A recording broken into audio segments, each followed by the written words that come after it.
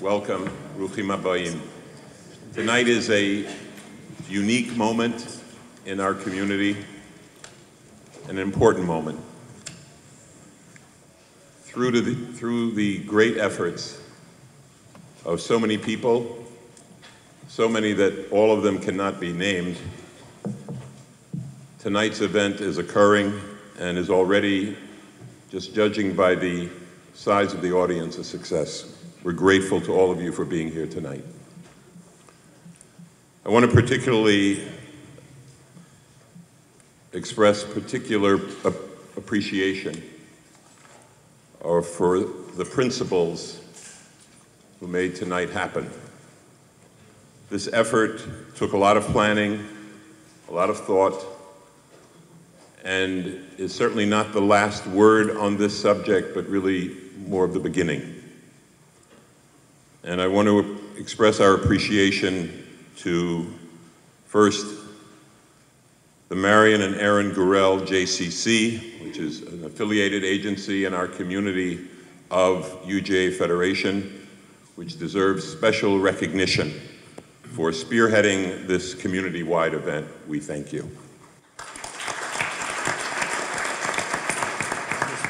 There are several representatives of the JCC who are here tonight, and I'm not going to take the time, but please generally accept our appreciation and gratitude. I want to thank all of the other leaders, the Rabbonim, and leaders of schools who are here tonight as well, and we'll be hearing from some of them momentarily, for their leadership and for their support. Also would like to express our appreciation to the organizational efforts of Achiezer and Madregos for their involvement and collaboration. And I want to also express our appreciation to those political leaders who are here tonight. I know that Todd Kaminsky is here. Welcome. If there's anyone else, thank you. I want to make a particular point that tonight is not a political event, and in a certain sense, it's really more of a private conversation. This is a closed to the media event. And I ask everyone to be mindful of that. We don't need pictures taken. We don't need any real publicity. And we're not going to make any solicitations for any particular organizations, whether they're represented up here or those who are in the audience. We will have questions, hopefully later in the program. They'll be in written form, and they can be written on handed out index cards and given in to the volunteers in the green shirts in each section, and they will hopefully be addressed as much as possible after the presentation. I have to also add one more expression of thanks, and that is to my colleague, Rabbi Yaakov Trump of Young Israel of Lawrence Cedarhurst. Rabbi Trump truly made this a heartfelt and driven idea that he saw to fruition, and we thank you. I'm now going to turn over the mic to our moderator, Rabbi Baruch Ber Bender of Achiezer.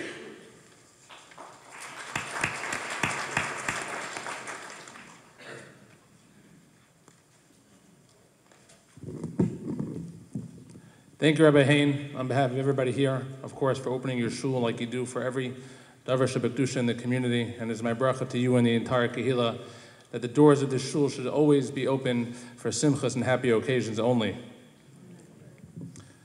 We can't keep everybody too long. I did want to add a couple of thank yous. I was asked, if I may throw in my own 2 cents, I've gotten a new friend from this entire endeavor, although I've known him in the past, and I know it's just been mentioned.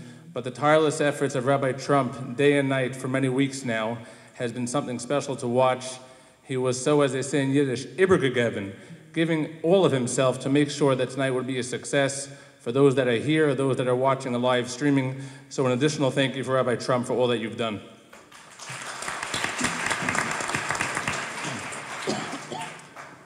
Special thank you as well from the JCC to Kathy Byrne, who really worked tirelessly for tonight's success. Thank you, Kathy.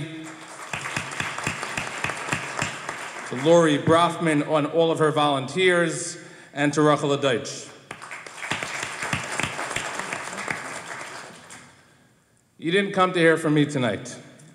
We have on the left a group of panelists of esteemed people who have spent so many years in their own respective careers, in their own respective lines of work, ensuring that they can somehow, some way, enhance the lives of others.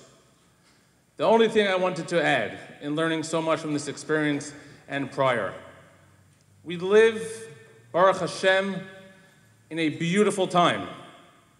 Tonight is not about doom and gloom, is not about all terrible things. Tonight we, from one parent to another, we're here because we care and we love our most cherished possession, which is our children. We want to do everything and anything possible to ensure their success, to ensure that they have every tool they need to grow and mature into young adults and build their own families one day.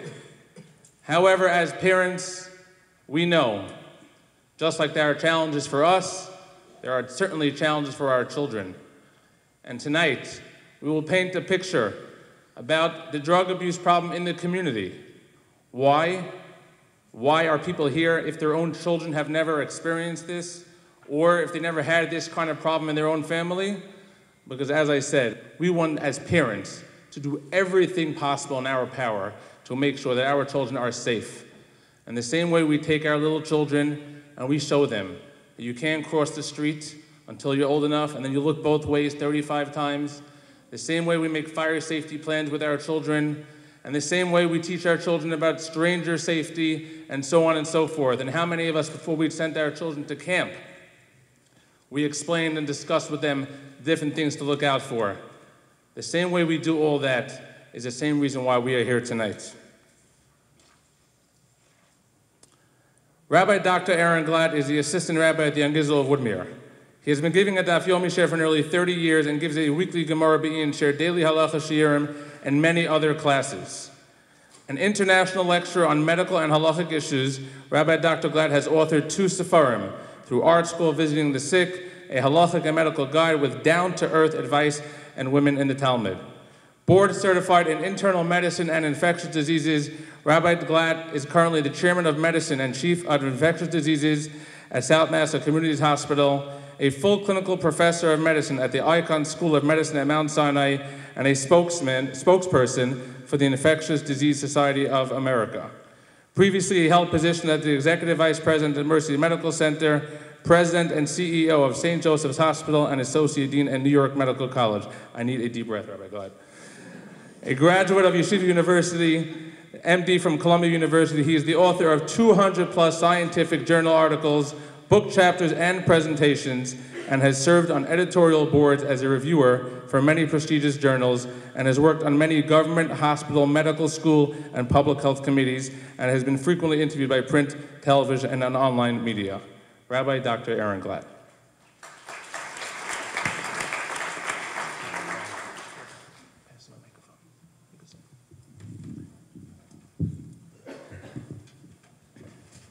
So again, I would welcome everybody, just all the wonderful Rabbanim, Rosh Yeshiva that are here in this holy Kehillah, to talk to you about why we're having such a program tonight and the consequences, heaven forbid, Rahman al-Litzlan, of these terrible afflictions that occur in our community, not only in those communities.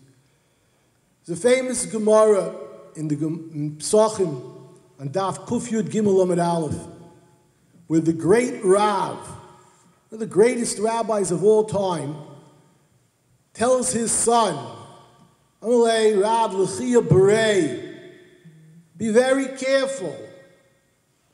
Lo tishte sama, don't use drugs. If Rav had to tell his son, beware of the dangers of drugs, alachas kama v'kama, how much do we need to make sure that we and our children are aware of that Gemara? We're in the 3-week period of time. We're in the 9 days. We'll unfortunately be commemorating the tremendous destruction at Beitar on Tisha B'Av.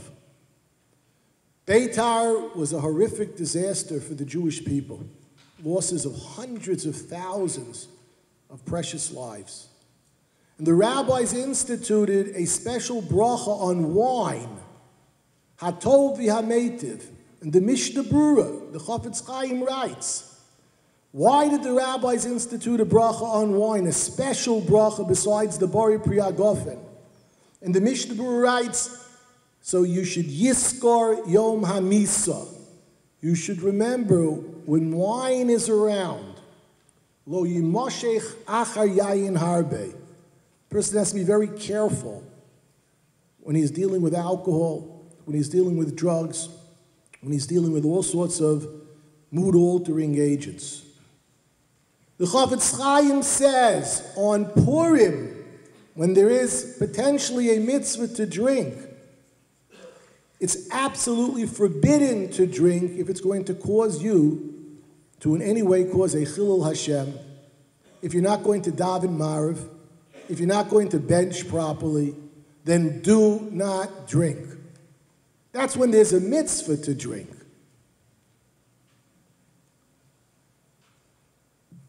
There's, in the last 2 weeks, the parishos, we've seen the Benos Tzlofchad mentioned 2 times. And it tells us that they have a tremendous lineage, that they come from Menashe ben Yosef. And then it tells us that they come from Yosef. So Rashi on the spot tells us, to show the love that Yosef had for Eretz Yisrael, it transmitted down to his daughters. They had tremendous love for Eretz Yisrael. And we learn from there an important idea, that whatever parents think is important, their children will think is important. And if the parents come home from a kiddush and say the liquor wasn't top notch, then that will show the children what's important. And if the parents complain and do all sorts of activities that are inappropriate, that's what your children will do as well. The medical and halachic complications of substance abuse, be it alcohol, cigarettes, marijuana, opioids, the list unfortunately goes on, are very serious. There's not a single organ in the body that's not severely damaged by these drugs. They will cause trouble. Because somebody used these substances and didn't get into trouble is not a reason for everybody else to say, I'm not going to be affected. The addiction rates, psychological as well as physiological, are extremely high with many of these substances. And I've taken care of hundreds, if not thousands, of intravenous drug abusers during my career with infectious disease complications. And not one of them that I can recall didn't start off with marijuana and alcohol before they went on to harsher substances. The purpose of this program tonight, as you'll hear from the honored experts that I have the great honor to be with tonight on this panel, is to tell you that this is a problem that everybody in this room, everybody in our community needs to be aware of. And my personal message is, your children are going to see what you hold important in life. If they see you getting excited about the World Cup, they'll get excited about the World Cup. If they see you get excited about the Rav's drasha Shabbos afternoon, they will get excited about the Rav's drasha Shabbos afternoon. We teach our children not by words, but by actions. And our children are very smart. If they see us using substances, giving a chashivus to substances, they will also. In Yirtz Hashem, out of this meeting tonight, let us see a haschala of ending some of the terrible tragedies that have occurred in our neighborhood, and Emir Hashem continuing to build the beautiful community that we live in on Bias Gola Mashiach. Thank you, Rabbi Dr. Glatt. Moving right along, our next panelist, Rabbi Dov Silver Shlita, the founder and executive vice president of Madrigos, has worked extensively with struggling teens, young adults, and their families for over 25 years. He has effectively mentored, supported, and empowered thousands of teens and young adults throughout his career, helping them cope with their challenges and lead more fulfilling lives. Under his leadership, Madrigos provides a wide array of innovative services and programs geared towards helping teens and young adults overcome life's everyday challenges one step at a time. Madrigos' goal is to provide all of its members with the necessary tools and skills to live a healthy lifestyle. Based on his extensive knowledge and experience, Rabbi Silver feels strongly that prevention services are highly effective in addressing challenges before they progress to a more critical level. As such, Madrigos provides prevention programs and services, including the schools-based services program, Parenting Matters program, the Lounge, and more. Rabbi Silver is sought after for guidance from rabbinic leaders, educators, and professionals in cities worldwide. He also lectures regularly to communities and organizations throughout the country. Rabbi Dov Silver.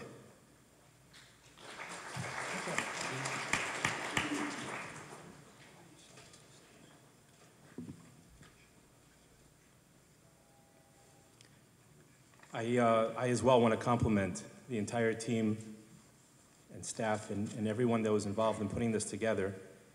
It's a very big testament to who we are. And I've been speaking around the country on this topic, and I just want to, first of all, compliment our leadership, our rabbanim, our principals and mechanchim and teachers in this community in specific, that their insight and their care to the community is remarkable. And this is not about leadership that we're in this problem. We're in this problem because the world is in this problem. And we see this problem getting worse and worse every year, every day.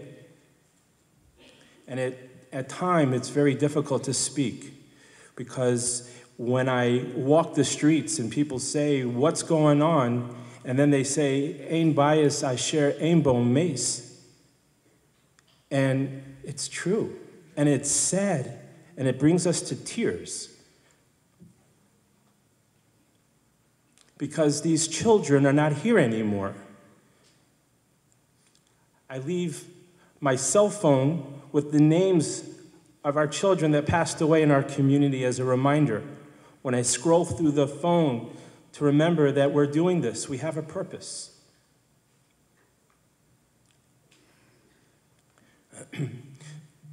The Gemara says in Sanhedrin, Sadik Zion, that in the time of Mashiach, against all different types of things that's going to happen. One is, Hagefen yitain pirio, aval hayayin nimkar biyoker. Truth of the matter is if you have a lot of the businessmen know here, that if there's a supply and demand, prices go down. But Rashi says, why is it going to be so expensive? Hayayin nimkar biyoker. Wine is going to be expensive during the time that Mashiach comes. And Rashi explains to us that the entire generation will be busy drinking, and there still won't be enough. So this is an attitude, this is a reality. What we do about it is up to us. This problem of substance abuse hits every part of our community. I haven't seen any particular side, right, left, middle, that has any more than the rest. It doesn't work that way. We find just a few points. I know we'll have a lot of questions afterwards and we could discuss this in a more of a detailed way, but just in a few points. Why is it that now it's so bad and it's worse than ever? Well, first of all, the age of onset is younger than ever. People are coming in, that families are coming to us already in the 8th grade and sometimes in the 7th grade. Our children. And if they're not our children, they're our children's friends and our neighbors and next door neighbors. Also, easier access. Years ago, it was very difficult at times to get a hold of these drugs. You had to go into the slums, you had to find the dealers, and you had to risk yourself, and they would kind of place bets, like they would make deals with each other, who's going to go out this time because of the dangers. Now, it's delivered to our houses while we're away at work. Our children might come home for a few minutes just to meet the drug dealer, and we don't even realize. At night, when we're not even realizing what's happening, with the communication age today, everything is worse. Everything is more accessible.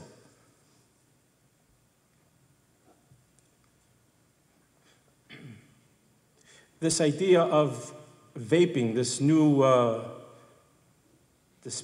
way of dispensing the drugs, is different than in the past. It's actually a smoke.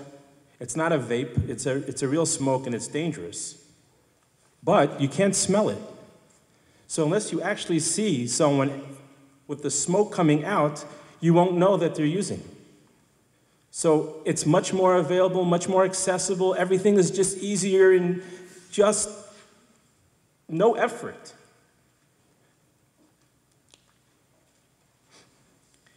And unfortunately, drugs work. If a person's in pain, so it gets us out of pain. And kids feel that.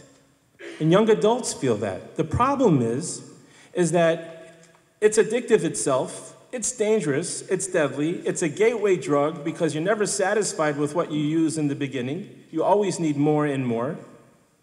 These are problems.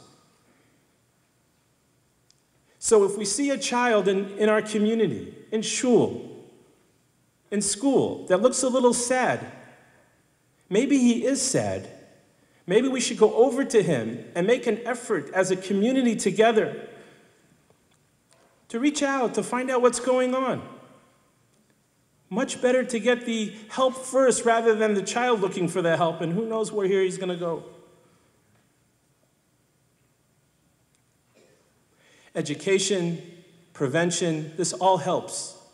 Nights like tonight that we come together to discuss these issues is a tremendous statement to our children that this is important, and we can start the talk, we can start the dialogue, and let's not end here tonight. Let's bring it home. Let's bring it to our shuls and our places of work, and let's try to make a more healthier lifestyle for our children. May we all have much bracha and simcha and nachas from all our children.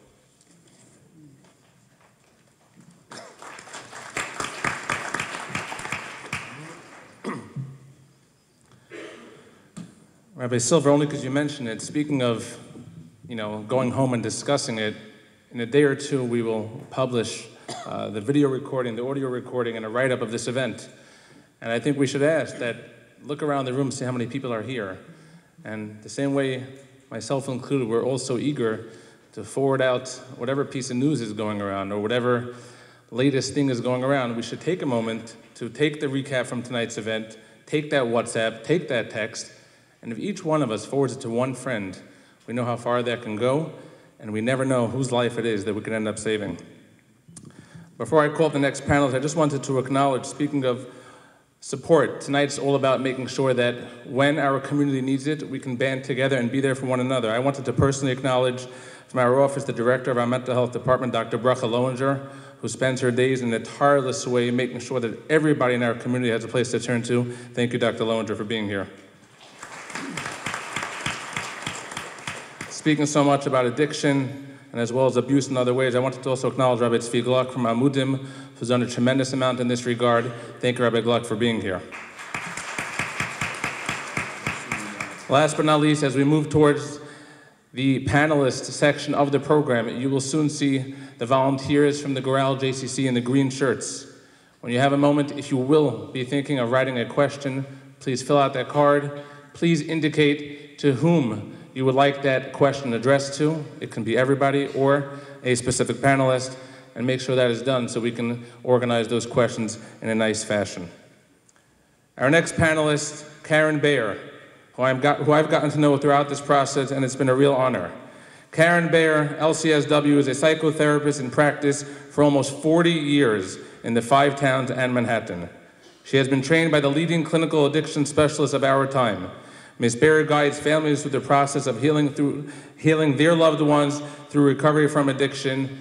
And just so it should be noted, there was an individual who reached out tonight. He wanted to make sure that no organization had to spend any money, and in honor of Karen, he actually sponsored most of tonight's expenses. So I'd like to call up Karen Bayer.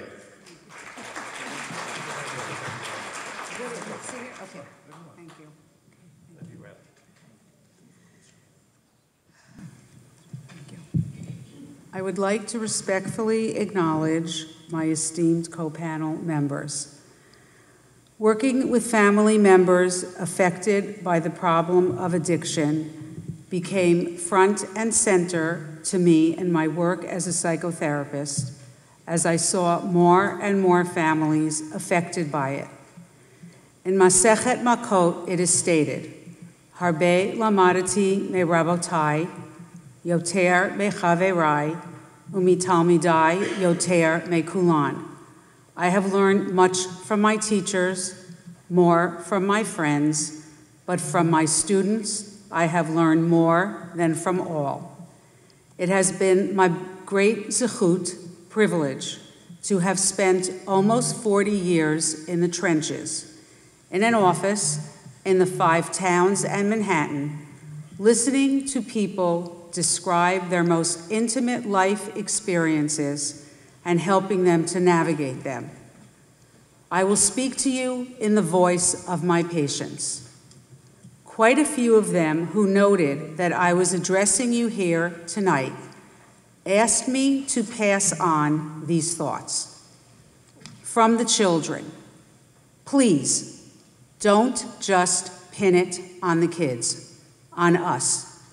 Don't pretend that we kids don't know when you, our parents, are smoking weed, drinking too much, and using edibles.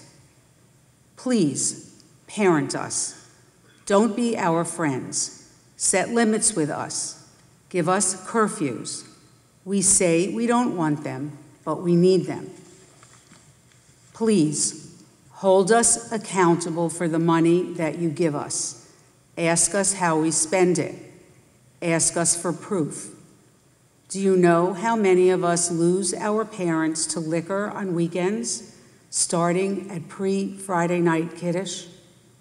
Simultaneously, there is the reality that spouses, children, and parents are all at risk for substance abuse.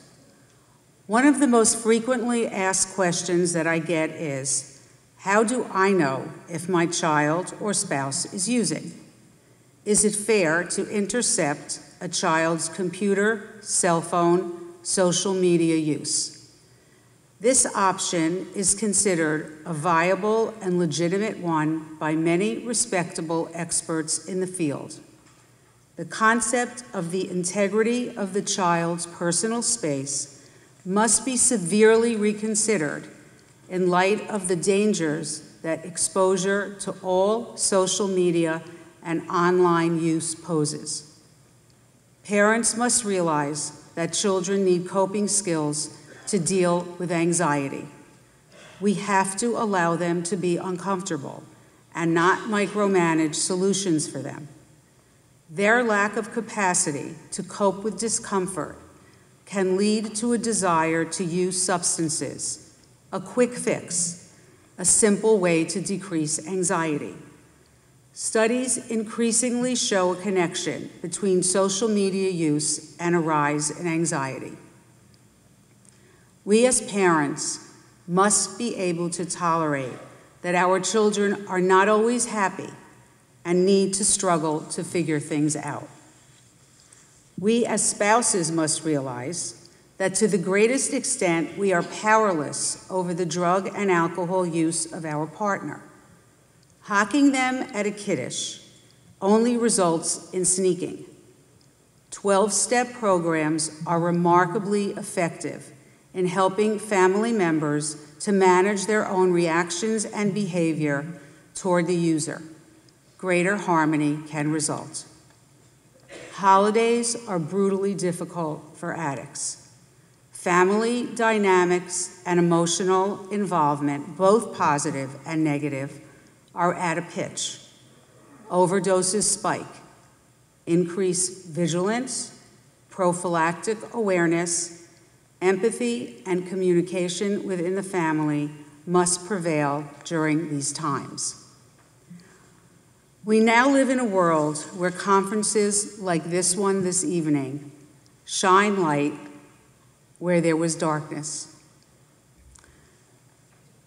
Just as a reminder, all information has been shielded for confidentiality. There was a time as recently as 5 years ago when a patient, prior to coming to me, had hospitalized a child with a drug problem.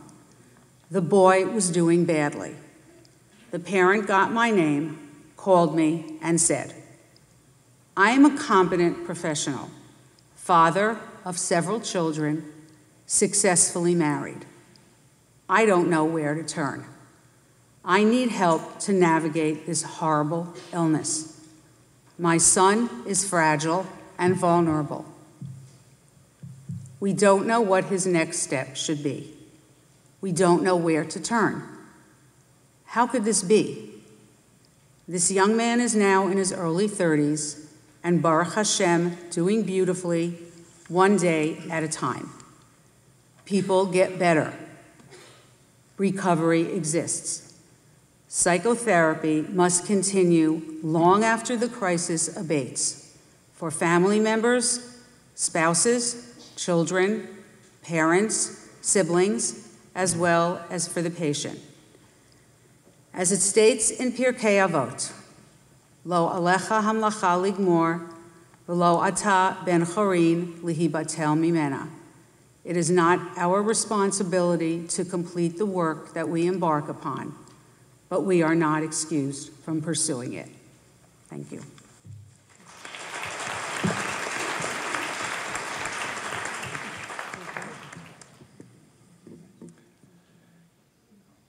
Our next panelist is somebody I can say, who I love dearly as a brother and a friend, but unfortunately, I see him all too often at the wrong time. Shlomo Katz is a veteran Hatzalah paramedic for 21 years. Shlomo is the face in the community that many know who has been there to help a parent, a sibling, a child at our most difficult times. Through his unique experience as a first responder for Hatzalah, Shlomo has gained an unfortunate but invaluable look into the eyes of this problem that plagues the community in more ways than one.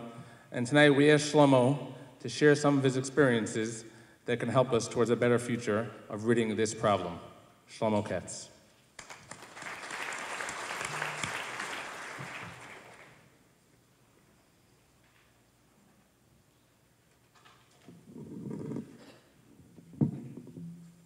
Thank you, Rabbi Bender. Thank you all for coming.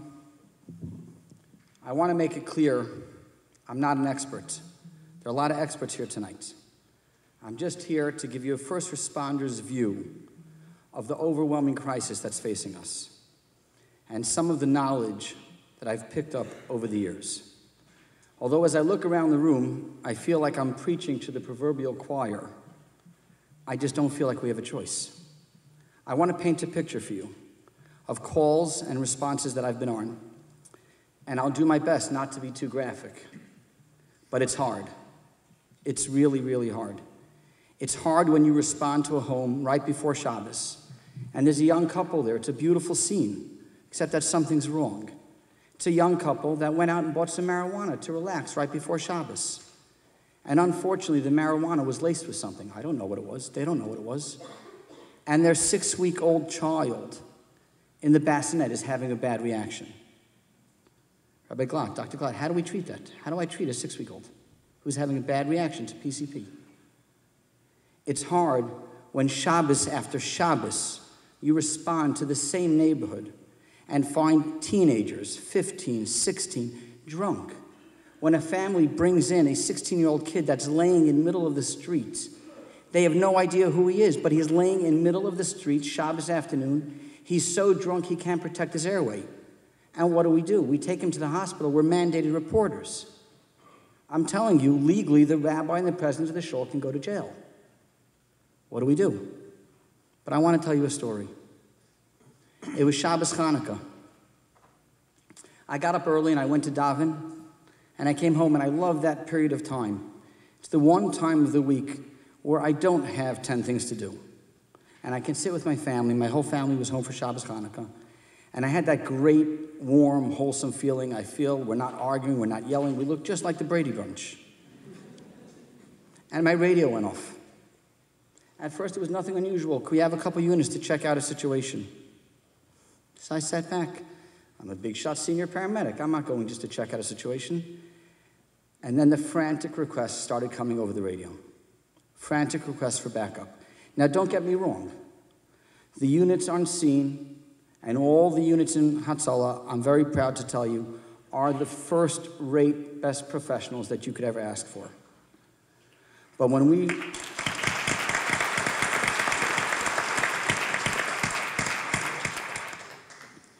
we find one of our children, it's hard. I came running to this beautiful house. I ran up the stairs, and my heart shattered once again. The tears of a parent watching their child die, the pain of a family, the screams, they rip deep down into your soul, and I promise you, it's a sound and a scene that you will never forget. They're an amazing family. I know them my entire life. And the whole family was out that morning at a bar mitzvah. Their teenage daughter didn't want to get out of bed that morning. They're a typical, regular family, just like every one of us. And those of us with teenagers know that sometimes we choose to take the path of least resistance. So she didn't want to get out of bed that morning. So you're going to pick a fight with your 16, 17-year-old daughter? So they all went to the bar mitzvah, and she stayed in bed. It was the last time that they would see their precious child alive. In the room were several Hatzalah members gathered around a beautiful teenager. We did everything we could. We did it with love. We do it every single time with love. And every single time we do it with mounting frustration. We did it all. We intubated. We put a tube down her throat to start to breathe because the opioids repress the need to breathe. We gave Narcan. We did CPR. We gave epinephrine to start the heart. Narcan is a narcotic antagonist. It reverses the effect of narcotics if you give it early enough. We tried everything. I promise you, we tried everything. The end of this call was everyone's worst nightmare. For the last 20 years, one of the best parts of being in Hatzalah are the days that some school is learning hay, and I get to take the ambulance. As a paramedic, I never drive the ambulance. I'm always in the back. They don't let me drive. But I get to drive the ambulance, and I pull up to the preschool, and everybody's gathered outside. And we talk about Hatzalah and what we do. And we teach children, don't play with knives, don't run with scissors, don't play with matches. The bottom line is that we're there for prevention. And before I leave, I tell every child, you are now a junior member of Hatzalah. Because if I can get even one of them to prevent a friend of his from doing something dangerous, if I could get even one of them, that if something happens, they don't go hide, but they call Hatzalah and they get help, then it's all worth it. Tonight, as I look around the room at the beautiful showing of the thousands of people that live in our community, tonight we're about prevention. We need your help. Maybe I can deputize each and every one of you. We all need to solve this problem together. We can't, as a community, pretend that this crisis does not exist. Too many times, these Hatzalah calls that I've been on are kept a secret. I've been on Hatzalah calls for overdoses, where a week later, the parents are trying to convince me that their child had some crazy bubonic plague or some crazy virus. So I need your help. Let me ask you a question.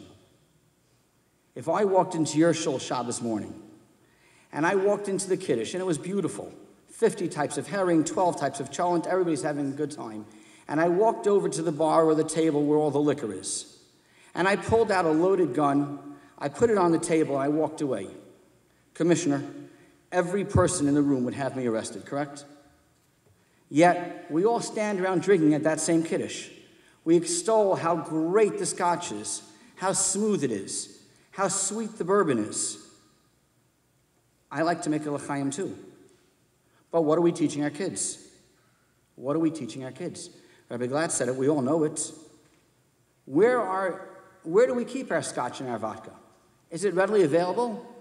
Where do you keep your prescription drugs? How many narcotic prescriptions are filled in this neighborhood and left in medicine cabinets? Alcohol and prescription drugs are gateways to hard drugs. Our children know very well that numb, happy feeling after a couple shots of scotch, or after you pop 2 Percocets. And if you think that your children don't know, I assure you their classmates know.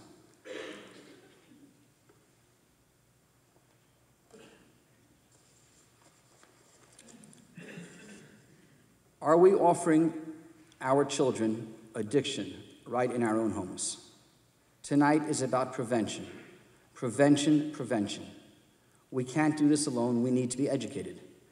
Go to the Amudim website. There's a link to prevention tips. Call Madregos. Find out what you can do. Pay attention to your children. Talk to your children. An ounce of prevention can prevent a lifetime of unimaginable pain and self-blame. I know we're all so busy, but the best thing you can do is talk to your children, pay attention to your children. I spoke to several of my friends in the last 24 hours preparing for tonight, parents that have lived through this, and they told me, tell them to love their children. Tell them to pay attention to their children. When it's bad, love them more. And pay attention. Change in your child can be a huge red flag. Sleeping habits, moods, a greater need for privacy, temperament, mode of dress. These are all normal teenage behaviors, but they can be big red flags. I know people like to come to an event like tonight and leave with concrete steps. So I beg you, here's a concrete step that you can all take as you become my deputies. Narcan. Narcan can reverse the effects of a narcotic overdose. If it's given early enough, it's really simple to save a life. Call Madregos. Call Amudim. Go on their website. They will arrange a Narcan training. It will cost you nothing, and the life you save could be one of our own. As the Hatzalah member here tonight, I'll close with one more thought. Going back to that call on Shabbos Hanukkah morning, while we were kneeling on the floor over that beautiful child, we feel an unbearable weight on our shoulders. It's literally crushing us. And as we work on someone's child, we're saying to him, we're begging, we're crying, we're pleading, we're negotiating with Hashem. Please, not this time, not again. And as our medicine bag and our hopes start to empty, the nausea in our stomach grows. I can't go tell parents again. I can't do it.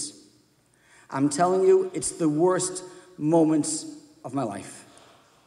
So folks, we need to wake up. We need a Hail Mary or a doomsday plan. This scenario of a drug overdose is playing out 50 times a month in our communities. That's 600 times a year. That's everybody in this room disappearing this year. 600 members of our next generation. And I'll tell you a Hatzalah secret, and it applies to all of us. When one of our children, on one of these Hatzalah calls, is buried in that hard, cold ground, a piece of us is buried with that child. I ask you, please, let's do what we can, and let's not let this happen even one more time.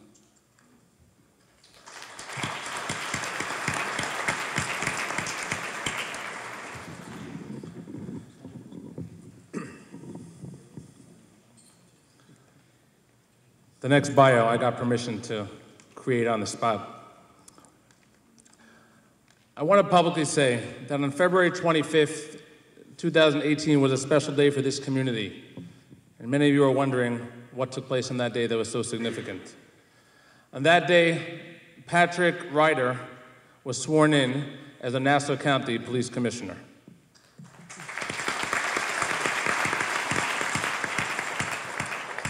There are people to my left who've been around longer than I, but each of us, unfortunately, as you just heard, have had their moments when the involvement of the police department and law enforcement was necessary. In those few months, unfortunately, there have been some very difficult moments in the community, and unfortunately, some very tragic ones. Tonight, I do have the opportunity to give public gratitude, public accolades to a man who has been with us shoulder to shoulder at every occasion, and literally, at each one of these tragic and difficult situations, he has treated the community and our children as his own loved ones, and that was our Commissioner, Patrick Ryder.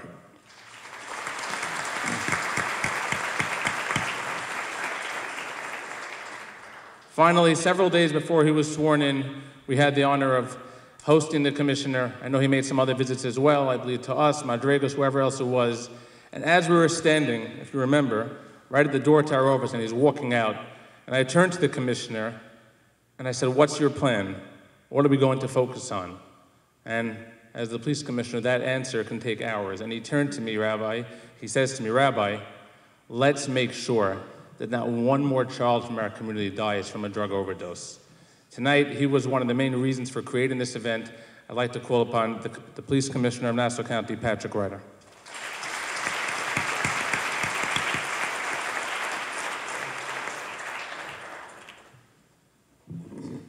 You notice every time somebody comes up, they have to lower the mic. He's a little tall for me.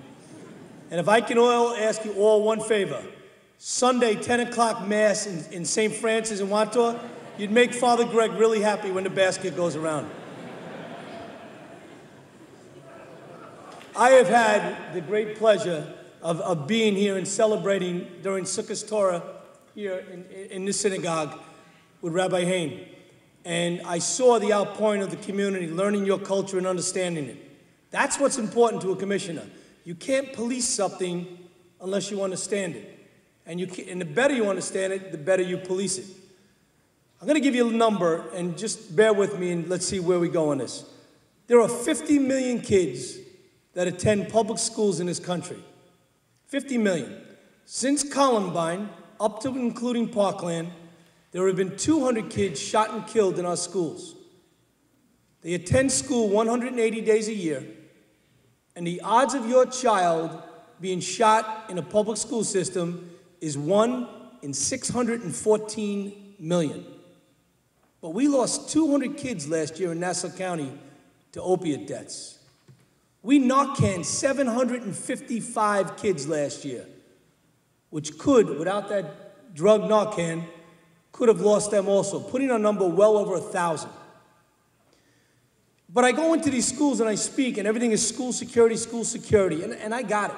And we've come up with our plan, and we've been addressing it, and we've been working with the schools. But some of the moms that I speak to will turn around and say to me, well, this is the same mom will say, the kids drank at my house, he's only 18, but it's my house. So it's okay, I watched him, and his friends came over, but it's okay. No longer can you say, not my son, not my daughter. No longer can you say, not my backyard, not my house. I say, yes, your son, your daughter. Yes, your backyard. Yes, in your house. Our kids are vaping at an alarming rate. Over 40% of our kids vape in school today. And that vape, which has that steam or that smoke that comes out of it, causes a thing called popcorn lung. Or it has tobacco in it. That's the small problem I'm dealing with. They're putting a substance called THC. THC is the liquid form of the marijuana plant that comes out, and they put it into an oil, and the kids are smoking it, vaping it. I can't detect it. I can't smell it. It looks like any other kid vaping on a street corner. But the problem with THC, its potency is 3 times stronger than a regular marijuana cigarette. And that becomes your gateway onto your next high. That's where we're starting to see the problems. Our kids going out, playing lacrosse, playing soccer, go home, having their tooth pulled, and the doctor will prescribe 30 oxys for a 15-year-old kid because he had the wisdom tooth pulled. And what happens? We're smart. We're going to give him a half a pill, get through his pain. How about just Tylenol and ice? And then those drugs, get rid of them. Bring them to the local precinct. We'll take those drugs from you anonymously. Take that vaping pipe, which you're not sure. Bring it to the local precinct. We will test it and call you back in 10 days and tell you if there's a drug in that vaping pipe or the jewel that they're using. We realize that we have a huge opiate problem here in Nassau County. Suffolk County is double ours. But this drug, heroin, knows no religion and no color. Everybody is affected across the board. But to go after a problem, just like I can better police this neighborhood, understanding the cultures in the environment, we have to identify the problem and where it is. And in Nassau County, we came out with a 5-pronged process: education and awareness, enforcement and diversion, and treatment. We've added since then what we call the aftercare visit, and I'll walk you through them. The first thing we do is we map where our problem is. Where are the overdoses occurring? And we map it on the flies through a software map called OD Map. And then we learn where the overdoses are. Number 1 location, Massapequa. Number 2 in Nassau County was East Meadow, Hicksville, Levittown, Baldwin, Farmingdale, and we're in Valley Stream starting tomorrow night. Once you take that crime and you overdose it and you understand where they're occurring, we overlay the number 1 crime that are committed by heroin users, and it's larcenies from auto, because 90% of the cars that are broken into because people don't lock them. Heroin is the only commodity that you can buy 20 years ago is the same price today. This is a business to these people.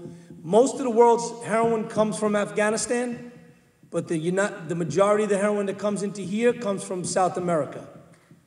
That heroin crosses our border and hits our streets. It's not the heroin of the 70s, where it was 60, on a good day, 60% pure. And the reason they injected it into their veins because you get a better high. The reason they put a stamp on it, Pat's heroin, Alex's heroin, is because when you are the user, you identify to the product. This is a business to them, supply and demand. And if Pat's heroin is a little bit more pure than Alex's heroin, they're going to come back and buy the stamp that has Pat's name on it. But the problem in today is the heroin's coming into our country 97, 98% pure. Because they want your son and daughter to grab a hold of the drug and not let go of it. Because that's going to make their business better. So now, if we're both at that 97, 98% pure, how does Pat beat Alex? We put fentanyl in it. Fentanyl is a drug used to knock out elephants. Imagine what it does to your 98-pound daughter, mixed in with heroin. These are the children that we're losing with the mixes of the fentanyl. These men are not scientists by any means. They're making a profit off of you. So once we identify that crime of larceny and we overlap it with the overdoses, we go in with enforcement. There's an old saying in law enforcement, you cannot arrest yourself out of a problem. It displaces the crime, you leave, the crime comes back. We know that. But what we do by arresting them, we put the drug sellers in jail, and we take the drug users who are now caught into this disease, and it's a disease. We take the drug users and we put them in front of a diversion judge in the diversion court, and the judge gives them an option. You can go for this program, you can go for that program. Mom and dad can afford it, we'll put you in a better program. But we're getting you into a program today. and if you agree, you come back to my court every 30 days, and we're going to test you like on probation. And then if the year goes by and you get through the program and you succeed, we wipe out your criminal record. That's the way you treat somebody that's sick. You don't want to make it worse by giving them a criminal history. We're trying, we understand that. And by bringing them into the diversion court, we're seeing good results. And then finally, we call the town hall meeting. We call the community out. And I got to tell you something. Every one of you should pat yourself on the back. When I went into Massapequa, we had about 150 people. That was the largest. I went into one community, 15 people showed up. And I told them, you had over 60 overdoses in the last year. 15 people showed up. Because we don't want to recognize there's a problem. We don't want to have to talk to our children about the problem. When you come to the town hall meeting, we educate you exactly what I just told you about the process and how we're going to help. And then we have the treatment providers are there and our drug recognition experts, which you need to understand, and we'll come back and do it for this community anytime, that they show you what you need to look for. What's the vape pipe look like? What should the eyes be doing if they're high on cocaine or marijuana or heroin? What should the speech? What's the habits? What's how things change in your child's life? He gets different friends. He quits doing sports. His studies start dropping. That's a good sign that your son's going down the wrong path. Every single drug addict, every kid that picks up a drink doesn't become a drug addict, but every single drug addict will say it started with a drink. So we come back after that town hall meeting, and then we do what's called the aftercare visit. We go back into the community. 1 week later, we knock on the same doors of the families that just had the overdose, and we say, look, did you get enough help? Here's some more numbers for you. If you want a bed, I'll take you right now to New Hope. We got plenty of beds in New Hope. We'll get your child help right now. That's never been done before by the police department. But we realize we have to change the way we police. We have to change the way we take care of our public. And then what we do is we do a 60-day report. And we come back 60 days later and we say, look, during the 60 days, we've monitored your care. We've seen an improvement or we've seen a negative. Every single community, nobody died in the 60-day return. Our overdoses for non-fatal overdoses in Nassau County is down 30% in the first 6 months we're doing the program. Our fatal overdoses in Nassau County for heroin is down 11%.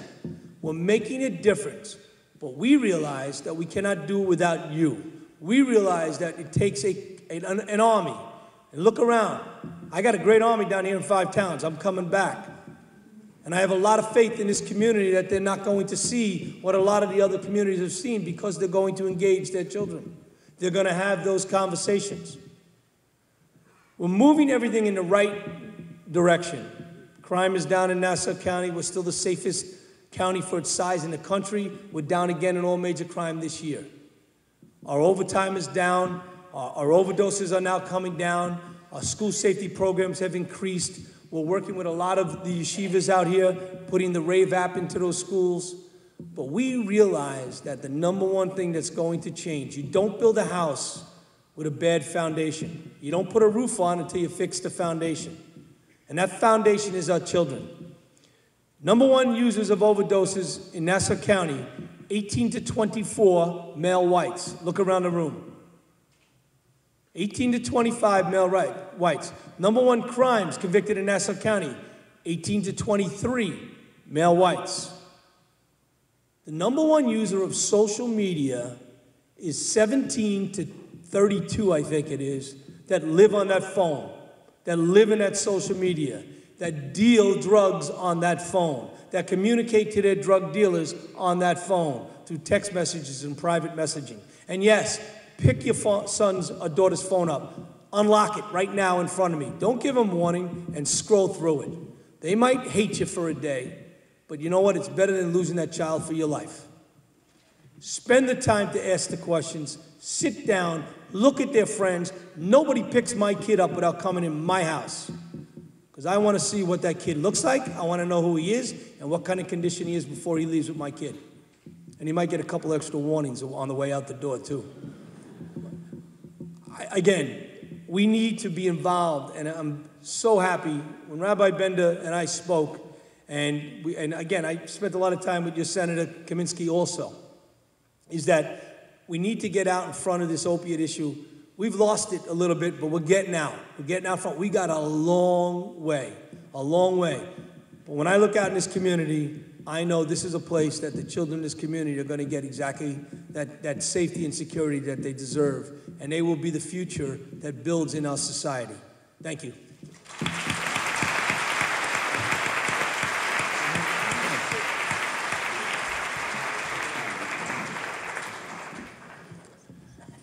Before we turn it over to the question and answer, and before we introduce our last panelists, speaking of safety and security, I did want to thank the men and women of the Nassau County Police Department, as well as the entire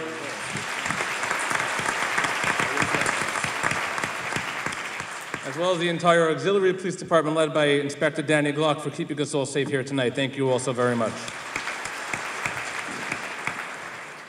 Thank you as well to Gary Wallen and his entire team for sponsoring the audio-visual tonight. For those that are here, those that are watching, thank you for being a part of it.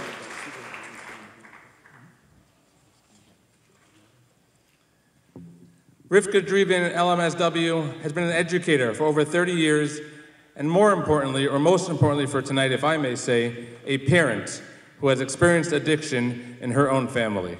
Without further ado, Mrs. Rivka Dreeben.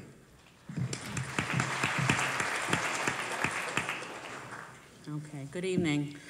I first want to start by really publicly thanking Hatzalah,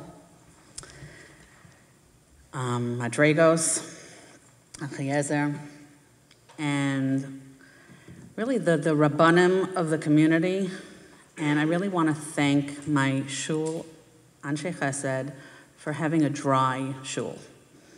No liquor at any Kadeshim. So thank you. Rabbi Lefkowitz, Rabbi Rice, and Rabbi Glatt. Good evening. I agreed to give this presentation Lilu Nishmas, our dear son, Baruch Tzvi Hersh, Alav Hashalom. When I was asked, I knew that he would want me to try to ease the pain of others who may be facing this disease and educate those who can help in preventing our collective children from having to face this in their future.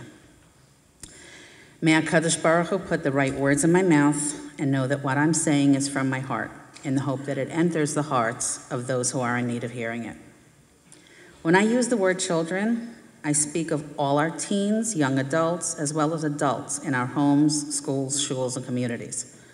From my experience as a mother, an educator with years of working and listening to teenagers who had been asked by yeshivos to leave, I have seen that the majority of those that end up struggling with addiction usually have the biggest and brightest neshamas and potential for greatness. However, this also means that their souls are more susceptible to being hurt. Then when they find no sustenance to fill themselves spiritually or emotionally, they at times seek outside sources. I will not, I cannot give up. I am the very, very proud mother of boys. I respect them and admire them greatly. When young, I imagined my children as going in the direct way of their ancestors. Then reality hits, and it hits hard. Drug experimentation led to drug addiction for some of my boys. As a parent, one has to make a decision where the fear of stigma must be removed, hence me sitting here tonight.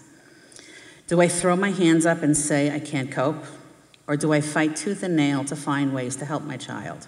Help in a way that they can become self-sufficient, well-rounded young adults, able to lead a future productive life. As tempting as not confronting sounds, and believe me, at times it's tempting, this option is not an option at all. I felt that giving up on my child felt like giving up on my inner self. My father, Alav Hashalom, raised me with the mantra, the more knowledge one is armed with, the less daunting the task becomes. To this end, I embarked on a quest for knowledge. So, we have to get advice from someone, but from whom, from where? My first step is always tefillah. Turning towards HaKadosh Baruch Hu, I know that personally I would have not made it through these years without a close connection to Hashem. While at times this was difficult, I knew that my Tati and Shemayim had an open door for me when I was ready. Aside from the Tehillim, there is my Otzer Hanachas, a book for mothers and fathers filled with specific tefillos for many situations we are faced with. This book, while small, is colossal in meaning and usefulness. It has gotten me through many a time. Coupled with tefillah, we seek advice from professionals in therapeutic counseling, the parenting fields, and find other parents who may have gone through similar situations, all in our quest for help. Those who have been there, done that, are great for moral support and advice, while keeping in mind that what works for one situation isn't necessarily what is right in another. We live in a world where instant gratification has become the norm, where there's a surge of physical and emotional pain. One seeks out drugs to relax, unwind, while another turns to chemical use to expand perceptions or give them energy.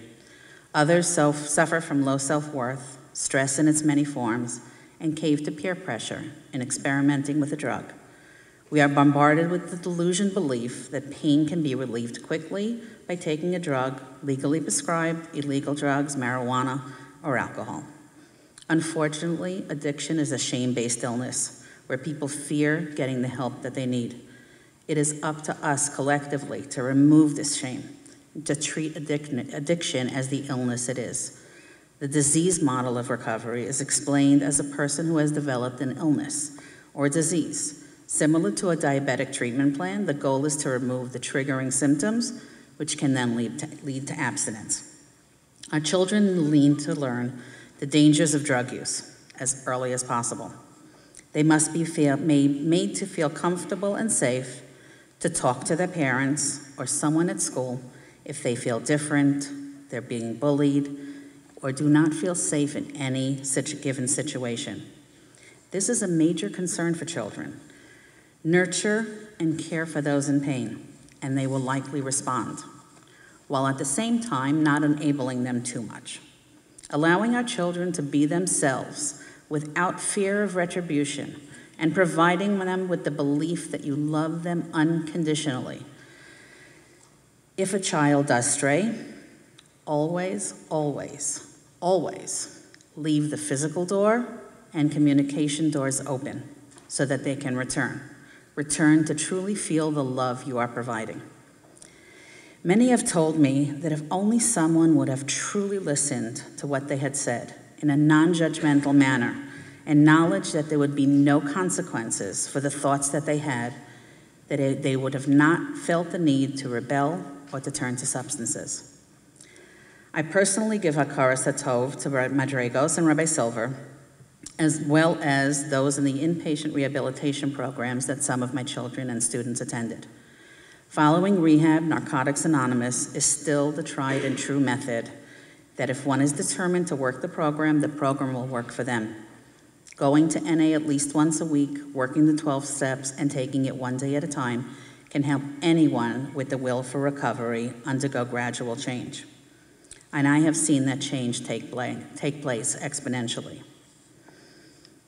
According to Rabbi Dr. Tversky, true recovery means more than simple abstinence. It means relinquishing the pathological thought system and adopting a healthy one. The 12-step program for parents as well, the Al-Anon and An-Anon, help parents learn how to be there and not be there for the addict in their family. The addict also has the opportunity to transform shame, which is who they are, into guilt, what they have done.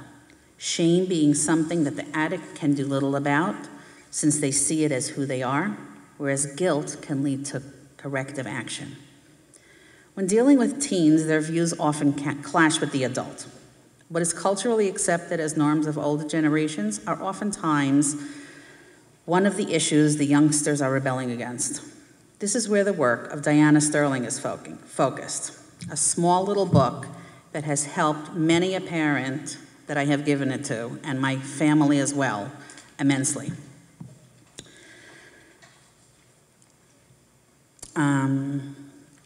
The book opens with a poem that delineates the 7 ways which she created by asking teenagers what it is they need adults to know. And it's titled A Message to Parents. If you respect me, I will hear you. If you listen to me, I will feel understood. If you understand me, I will feel appreciated. If you appreciate me, I will know your support. If you support me, I will become responsible. When I am responsible, I will grow to be independent.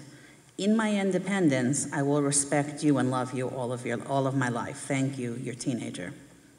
One of the central beliefs of the parent as coach approach is that we must commit to making a difference in young lives by committing to changing ourselves so that we can learn to build lasting, respectful relationships with the next generation, internalizing and beginning to live the lessons brought out in this model of dealing with teens, and for that matter, young children as well, and adult peers. It has opened my mind and my heart to a whole new possibility of living life in a more fulfilling way. Learning to use the word respect, whether attached to an action or not, has proven time and again to be an incredibly powerful tool. The power of praising our children can have them realize what they can become, allowing them to feel self-worth and discover their inner strength. Learning, practicing, and using the point of view listening technique has been another major skill I have learned. All humans have the need to be heard and a need to be understood. When one feels that someone is truly listening to them without judgment or interjecting their own ideas, thoughts, or stories, they feel empowered to explore ideas and thoughts that are in their hearts. They feel safe and secure that the person listening to them is totally invested in what they have to say. The power of this depth is truly life-altering. It is said that when a person falls, they can reach heights that others who have not cannot. Once I got over the hiding my child because he's not what we envisioned syndrome, I came to a place, not easily, where I'm the proud parent of a true, strong, spiritual, and very normal young adult realization. These young adults are Baruch Hashem in recovery, living healthy lives, productive, and with growing families. The process is one of going from a syndrome to a realization, shifting from a place of perceived shame, embarrassment, and failure to a feeling of respect for my child. As I say this, I cannot ignore the fact that one of those sons that I have such respect for is unfortunately no longer with us. Due to the drugs and cigarette smoking, his lungs were compromised. Although he had completed inpatient rehabilitation, he passed away from the use of drugs and complications of pneumonia. The message I hope to convey to parents, educators, rabbanim, and members of the community as a whole is the importance of respect, listening, and empathy. Together with a love-tough attitude, where the tough stems from a place of true love, how love is more important and more powerful than brute force, it also requires more from everyone involved. And how when we have learned this and utilized it, it can be what breaks through denial. The advances in neuroscience in this field address the science to practical applications for treatment. It does this while embracing what is known and proven to work, namely that recovery takes place in the rooms of Alcoholics Anonymous, Narcotics Anonymous, therapy, and all others. It helps in alleviating the stigma by utilizing the advances of neuroscience, medical technology, genomics, social science, statistics, and pharmacology in the study of addiction. It is my greatest hope that support groups for bereaved parents will no longer have the need to take in members, that those of our children suffering from the results of pain who reach out for relief through the use of drugs find the help and support that is available, that parents who have all come out tonight reach out for help, even if they're unsure if their child is in need, and that every individual is respected, listened to, and not judged for the thoughts or questions they may have. In these days leading up to Tisha B'Av, let us try to ease the pains of those suffering in our communities by espousing empathy and strive to use our words to build and not destroy. Thank you.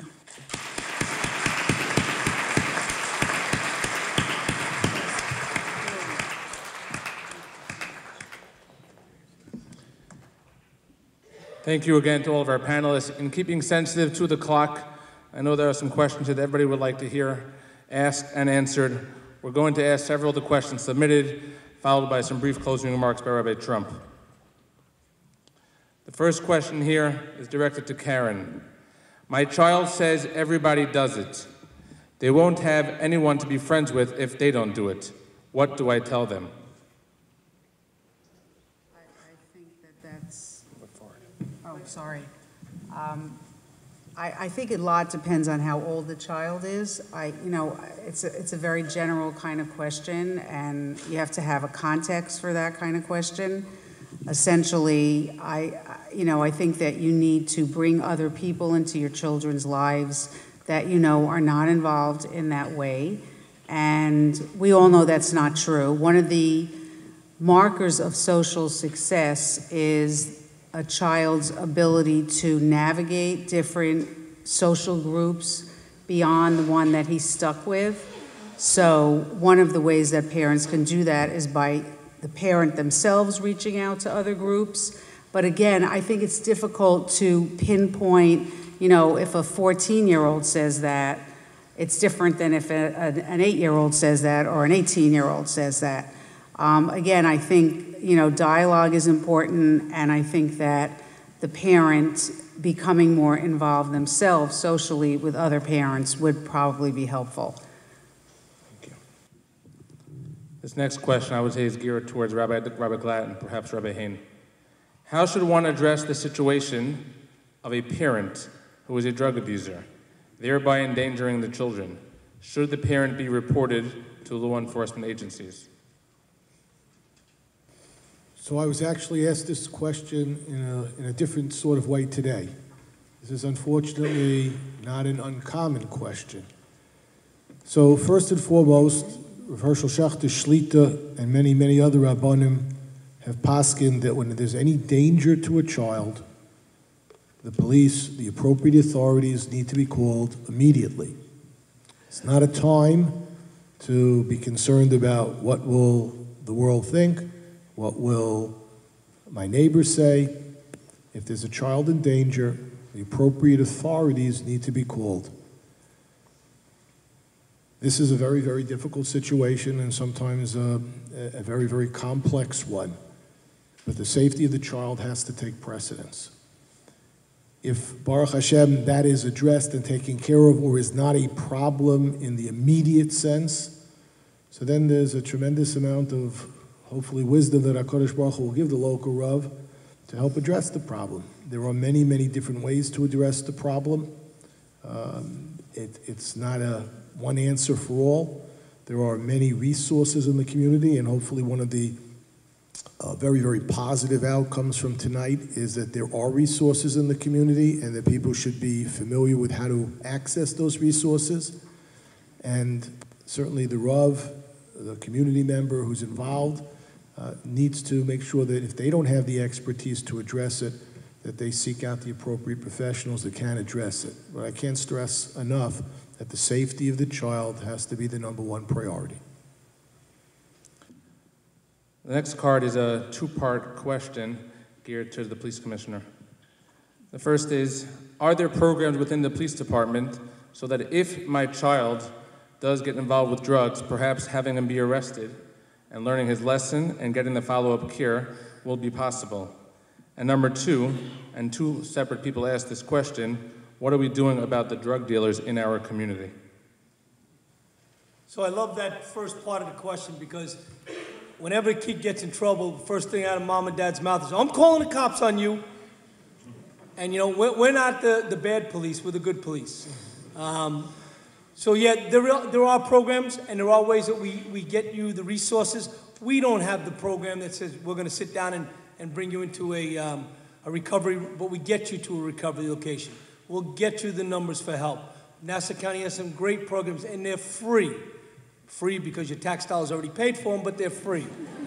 But we do have the method and the gateway to get you there. The second part of that question was? Second part of the question was, how are we dealing with the drug dealers? So my good friend Jeremy, you still there? Jeremy Glicksman? So Jeremy was a DA in Nassau County and now he's went to the dark side, he's in Suffolk County. But when Jeremy and I did cases together, we did it in what we call asset forfeiture.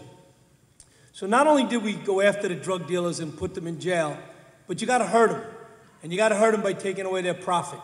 And we went after their homes, their bank accounts, their cars, everything that put them, and the reason why they sold those drugs is how we went after it. So Nassau County goes after the drug dealers. Your district attorney is a phenomenal prosecutor that puts them away and makes them serve that time.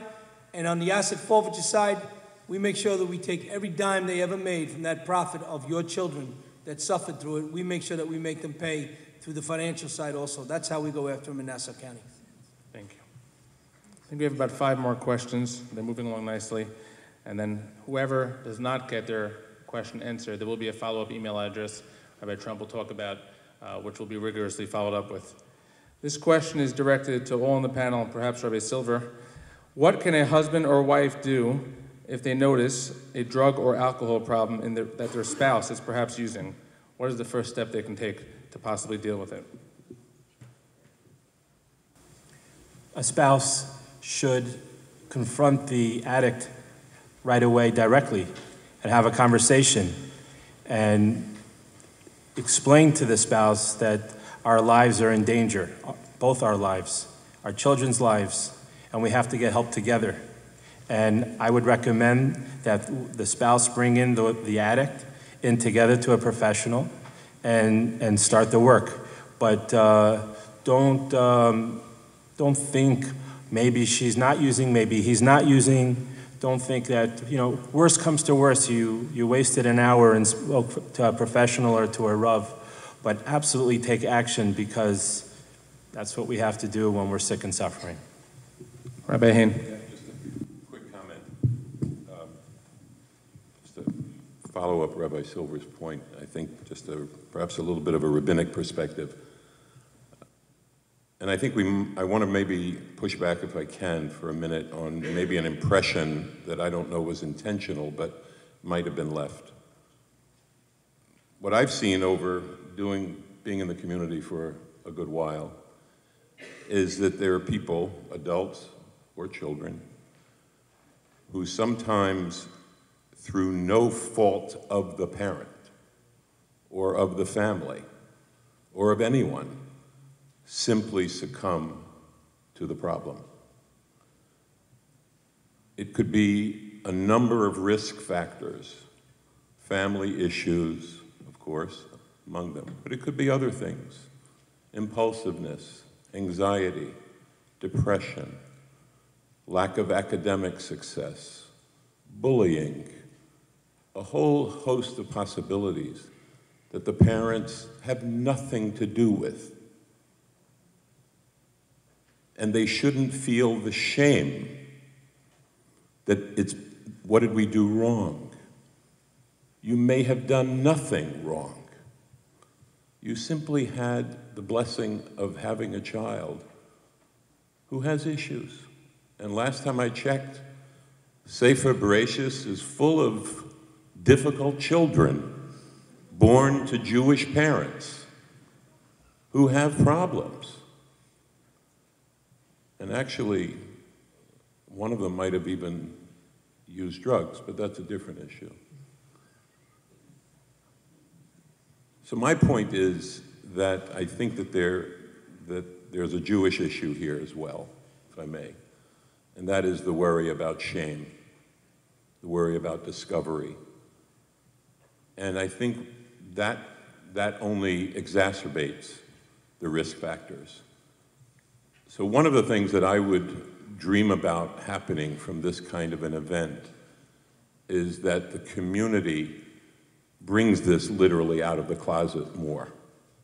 And I congratulate all of you for being here and enabling that to happen. But I think this is no different in the sense to any other health or medical challenge. And we can't live by beating ourselves up as parents or as siblings, but rather it should be confronted, as the commissioner has said. It's a reality, and it has to be dealt with not from the perspective of where did we go wrong. You may have done nothing wrong, but you need to confront the problem openly.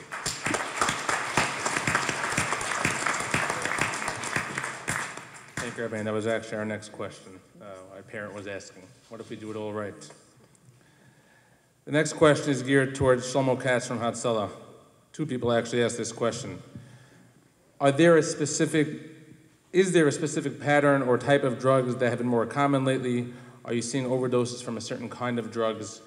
Are you seeing a certain common denominator with the interventions that you were a part of? It's hard to say that we're seeing a pattern. It changes week to week. There was one horrible week that there was a bad batch of heroin released on the street, and we lost 4 children in a 4-day period. Any drug that's not being supervised by a medical authority is a bad drug. Whether it was prescribed last week, a year ago, for your mother, your father, your brother, your sister, or whether it's an illicit narcotic bought on the street, any drug not being supervised properly is bad. And no, there's no pattern that we see. Those who are watching my podium here, a little pattern puzzle here. Reason being is more than 6 people have asked the following question, so I'll pick the one that I think represented it best. How do I dissuade my child who wants to try marijuana? He says everyone is doing it, it's not a big deal. My friends have been doing it for a while. Let me just try it. What is the big deal? And most have asked Karen to address this. You know, I think that one of the issues is that a lot of the social media use pumps up a lot of the involvement with drugs. It's not just the friends, it's not just the environment, and I think people really have to be careful to monitor that much more carefully than they do. I don't think we're aware of how much time our children spend with closed doors and with devices in their hands. I also think that children spend a lot of time being very anxious, and one of the things that, you know, Rivka had addressed was helping our children deal with their anxiety and talk to them. And the, you know, Hatzalah, I'm sorry, Shlomo Katz had mentioned the issue of being, you know, having communication and being in touch with what your children are saying. I think that it's, you know, it's very important to have a constant dialogue and a flow of information with them and really see what's on their minds other than this whole interaction and obsession with drugs, and to also keep them occupied. And there's many other ways of being in the world, and I think the environment here in the 5 towns offers them. I think there's also a manipulation aspect to it. I think there's, honestly, I think there's an easy segue from anxiety and isolation and not wanting to do your work and not wanting to deal with not having a quick fix and wanting instant gratification that our children are attracted to about the marijuana and the idea of using as a way of entering into a group. And we have to invest the time and make them interested in other ways of being in the world. So I think it's, you know, multi-determined, and I think we have to look at it from all of those angles. I think we have time for 2 more questions. And again, the following question is 2-part and was asked by several people, and it's probably addressed to several of you. What is the role of the school in all of this? What should the protocol be when rumors and reports of vaping, drinking, etc. trickle in?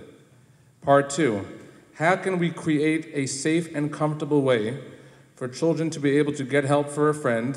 3 separate people asked this question, who is dabbling in drug usage, but they are so nervous without feeling like a snitch. And if I may add to that question, we dealt with a situation in the community last year, several of us up here, where there was a young adult who was dabbling in drug use, and it was starting to grow, and he was not getting the proper help because the friends were so nervous, both from a law enforcement angle that he would get in trouble from the police, and both from in the community. They were just too scared to be a plain old snitch. What is the best way to go about that?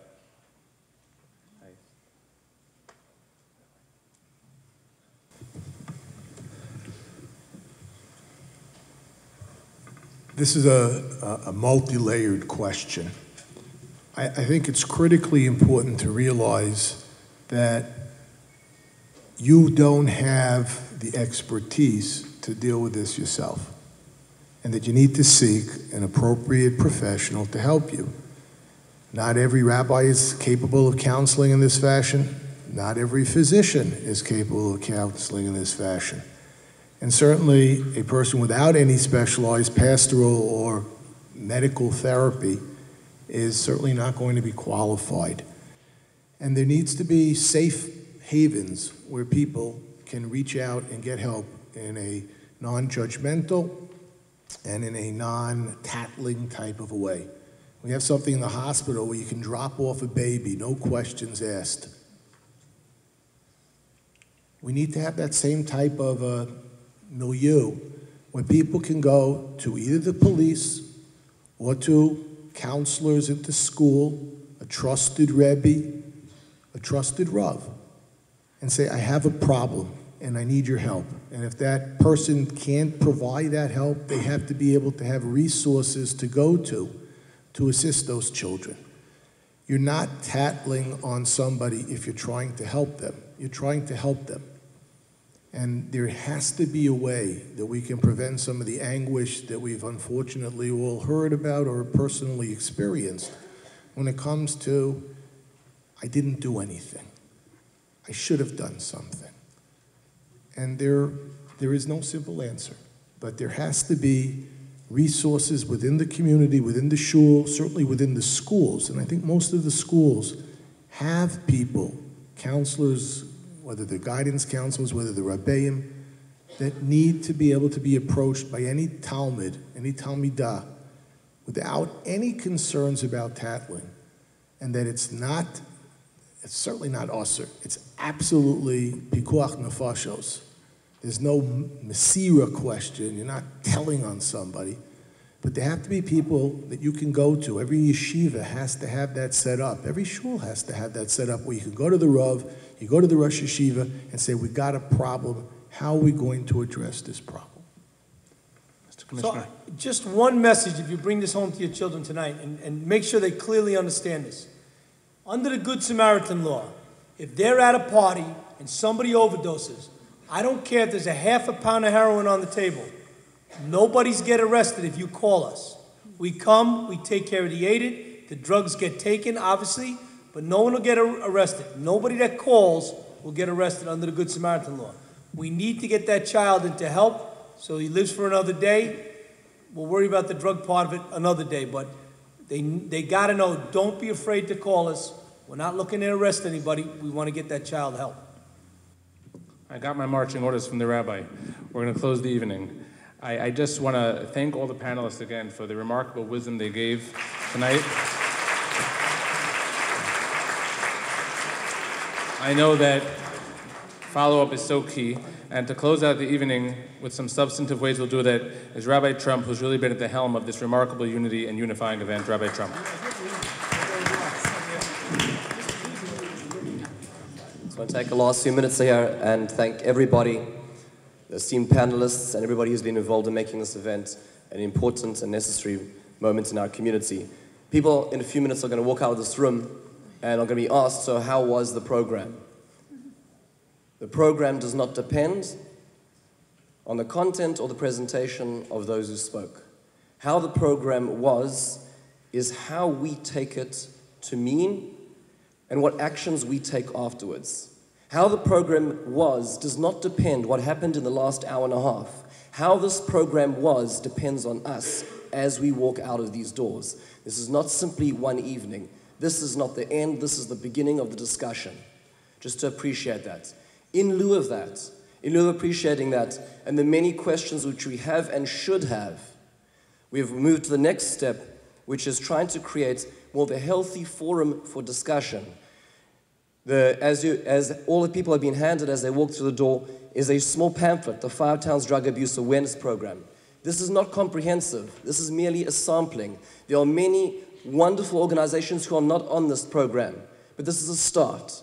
This is the awareness that we have resources right here on our doorsteps and across this country and in Israel to be aware of. If you take a look on the front cover, there's a new email address, an anonymous email address, help5t@gmail.com. That is for follow-up questions. There is a team which is going to be triaging those questions, not answering those questions, triaging those questions to the necessary professionals, to the necessary organizations, the right organizations, a team which is being trained as to which organization deals with which questions, because there should be questions. There's only one yahrzeit the Torah tells us about. There's only one date of death that the Torah ever tells us, and that is the death of Aaron HaKohen. Aaron HaKohen, the Torah tells us in Bamidbar Lamed Gimel Lamed Ches, dies on the Rosh Chodesh Av, which was last Friday. Why, out of all of the dates in the year, out of all the people in history, does the Torah tell us only one yahrzeit? And the answer is very simple. Says the Sfas Emes, the Ger Rebbe. Very simple reason. And that is as we are suffering churban, destruction, we should know that the antidote to that destruction is planted at the beginning of it. At the beginning of the 9 days, when we think about our own destruction, about the own epidemics rising in our community, there is a solution. There was a person who lived a life of Ohev Shalom v'Roidev Shalom, and Aaron HaKohen. He was planted at that moment in time as our ability to escape it. The only way we can escape this is not as individual schools, not as individual shuls, not as individual organizations, but as a community. As one community unified, whereas Rabbi Hain said it's not a shame to talk about these things, where it's not a shame to come forward, where it's not a shame to save lives. Together we're going to continue as parents, as grandparents, as neighbors, as friends, as people who are in shul and see what's going on at the kiddushes, as people in shul who see people going through difficult times, to make a difference. Let's move to the next step as a community. Thank you very much.